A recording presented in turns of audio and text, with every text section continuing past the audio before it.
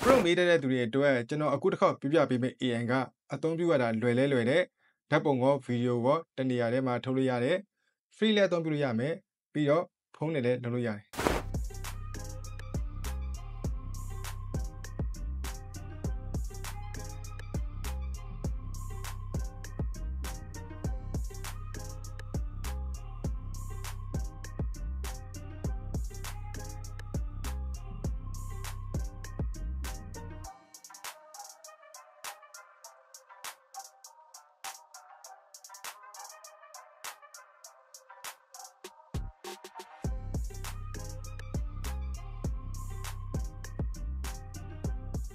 Chrome browser မှာ Wish ဆိုပြီးရိုက်ရှာလိုက်ဒါမှမဟုတ်ကျွန်တော်ဗီဒီယိုရဲ့ description ထဲမှာထည့်ထားပေးတဲ့ link ကနေပြီးတော့သွားလိုက်လေရတယ်ဒီလိုမျိုး not available in your country လို့ပေါ်နေရဆိုရင်ကျွန်တော် VPN လေးချက်ချိတ်ပေးလိုက် VPN ကကျွန်တော် US VPN ကိုချိတ်ပေးလိုက်ပါနော်ပြီးရင်ကျွန်တော်ဒီ link ကိုပြန်လာလိုက်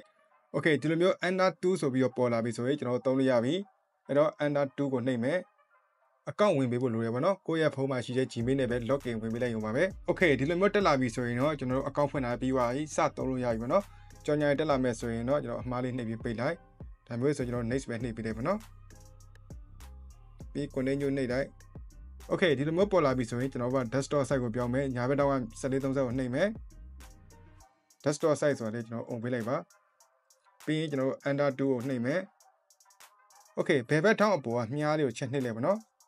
ဒီနေရာမှာ3ခွက်တွေ့လိုက်မယ် subject ရဲ့ scene ရဲ့ style ရဲ့ပါနော်ကိုက prompt မေးတတ်ဘူးဆိုရင် subject နေရာမှာကိုဖန်တီးကျင်တဲ့ဓာတ်ပုံတစ်ပုံကိုကျွန်တော်ထည့်ပေးလိုက်မယ် scene မှာကျတော့ကျွန်တော်အလွယ်ပြောမှာဆို background ပေါ့နော်ကို character ရှိမဲ့နေရာပေါ့ဟိုမှာကျွန်တော်ရန်ကုန်ဒါမှမဟုတ်ဘန်ကောက်ပကံဖျားကြီးပေါ့နော်အဲ့လိုတစ်ခုခုကိုဓာတ်ပုံတစ်ပုံအရင်စိတ်ထားပြီးတော့ဒီမှာထည့်ပေးလိုက်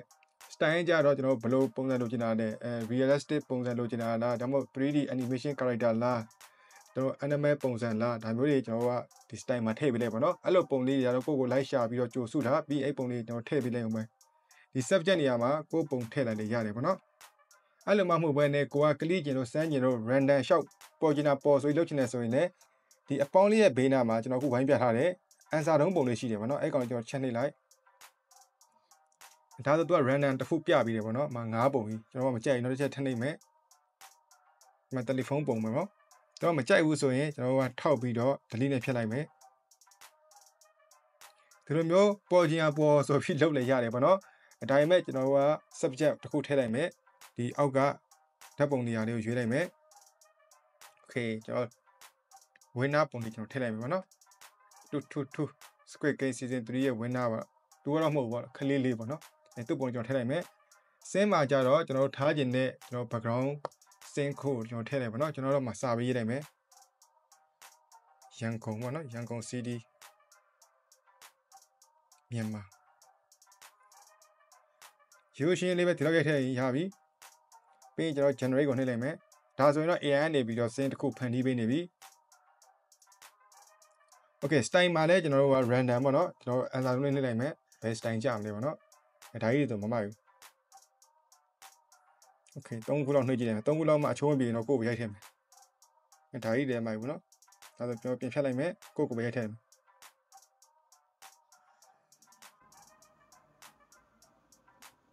okay ဒီလောက်ရိုက်ထည့်ရင်တော့ရပြီကိုက anime ပုံစံလိုချင်တယ်ဆိုတော့မှ anime character style design color အနေထားပါဗျအဲ့လောက်နေရိုက်တဲ့ရင်ရပြီ